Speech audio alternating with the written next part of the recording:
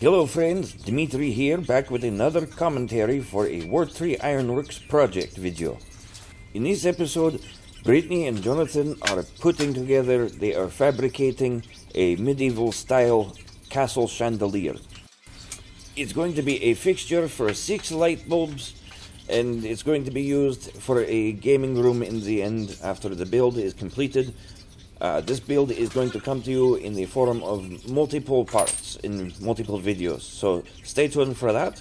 And please like, share, and subscribe to Ward 3 Ironworks channel. Go ahead and do that now, and we will start the video.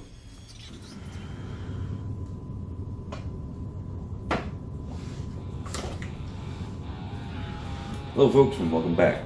This is Johnny, and this is Ward 3 Ironworks. Oh god.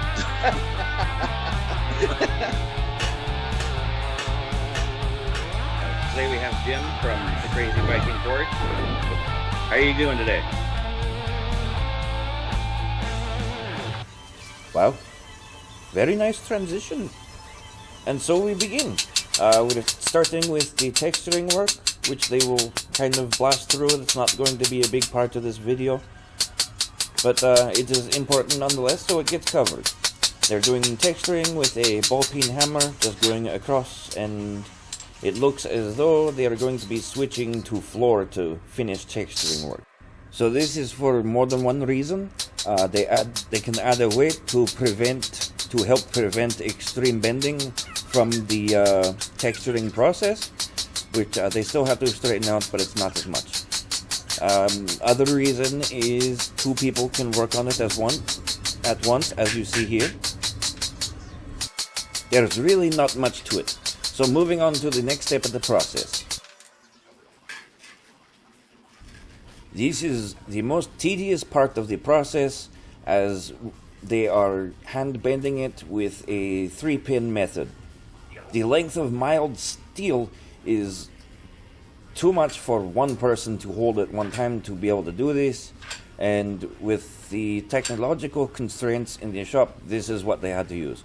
So 3-pin method, it works good, it's just time consuming and is tedious, and you have to have a good eye for details.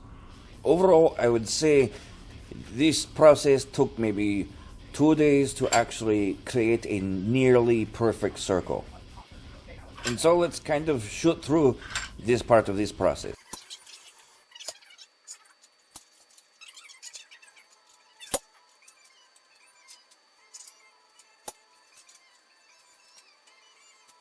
Now you see that motion where Johnny bends out the metal. That is to keep preventing from overbending. With the end result that they're looking for, they want to be able to close the circle rather than spread it open to weld the ends together. But we just wanted to show how tedious this process is. It just goes and goes and goes. So preferable method is to have a hand crank type of bender where you can just feed it through and get a perfect circle in 2 seconds. And would you look at that? They get close to having a perfect circle. Yes. And Johnny turns into Patrick Swayze. Moving on. Now, they have almost nearly complete circle here. It's not perfect circle, but it's nearly complete circle. So in this next part, Johnny is going to weld the 2 ends together and have a full connected circumference.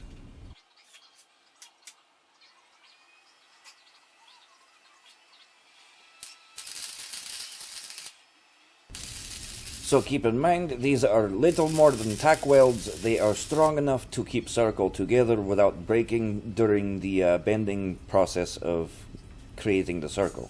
Getting rid of flat parts and getting rid of overbending. It's strong enough to do that, but final welds will come later.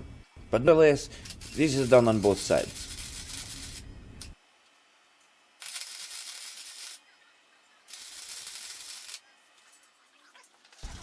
Now, as I mentioned earlier, this is a very tedious process. So the ring goes back in the 3-pin, and it is the flatter parts are rounded and the overbent parts are corrected, and we eventually end up with a pretty nearly perfect circle. is really not bad for doing all by eye and hand.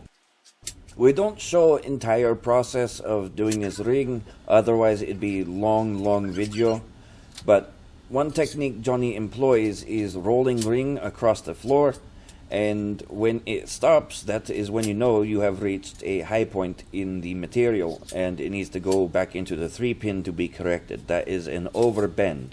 So we stick it in reversed and we pinch it backwards. We ease it off. And so we move on to the next step, which is adding the turrets. Now the turrets are made of 3-inch square tubing. Johnny right now is cutting slit up bottom.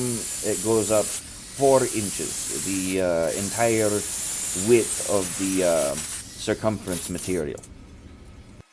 Now this is especially important for getting the inner circumference material correct without having to really measure it. So we do the easy thing. We measure the slit up exactly in the middle of the 3-inch tubing, and it makes the next process so much easier to do. Now when those are finished being cut, they are then placed and tack welded around the circumference of the outer wall. And now of course these are only tack welded, so corrections can be made later on in the build. But for now, to speed things along, Johnny just does the tack welds so we can get the inside circumference finished.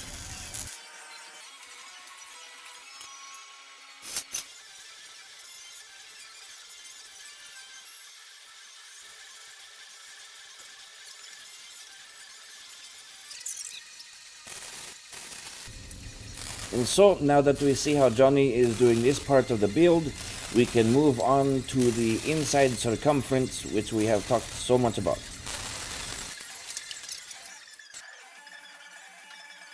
Now of course we went through this same process with the outside diameter of the project, and there's really not much to say here other than maybe hit the pause button and hit like and share and subscribe to the channel, and just take this moment because it is the same thing you saw at the beginning of video. So why not?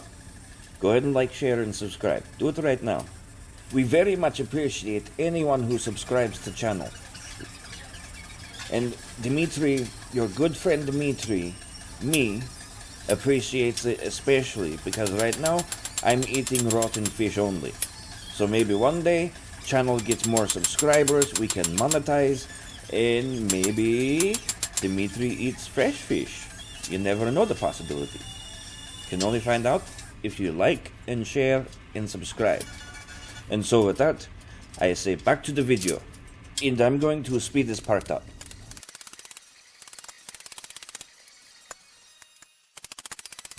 And so if curiosity has struck you, Brittany in the background there is working on flattening out a long bar of copper clad steel.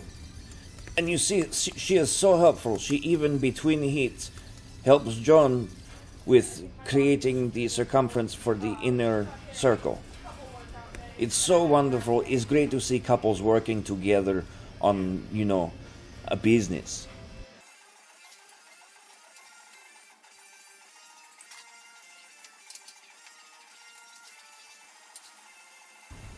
In moving on, as you can see, in 16 seconds flat, because of movie magic, Johnny has this inner circumference figured out, and now he is going to take a angle grinder and cut off the excess and finish forming it into the inner circle.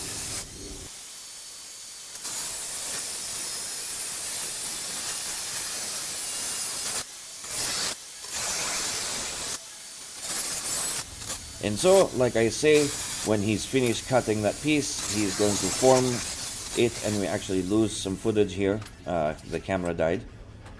But he forms it nonetheless and makes it all even. And then the last step in this video is Jonathan is going to add the tack welds to hold it all together for the next video, the next part of this video project. Now, the next part, in part 2, Johnny is going to be making the shields, and Brittany is going to be finishing up the sunburst pattern pieces out of the copper-clad steel. So, next time you see us, we will be making much smaller things, and it will probably be a little bit, maybe a little bit longer or shorter of video, we don't know. That remains to be seen. But that being said, thank you for watching. We appreciate you subscribing and liking and sharing to our channel. And if you have not done that, make sure to give this video a thumbs up and a share and subscribe to War3 Ironworks YouTube channel. We greatly appreciate it, and Dimitri appreciates it too. I don't want to have to keep eating rotten fish. So let's get this channel some more subscribers and get monetized maybe, so I don't have to eat fish. Thank you. Have a good day.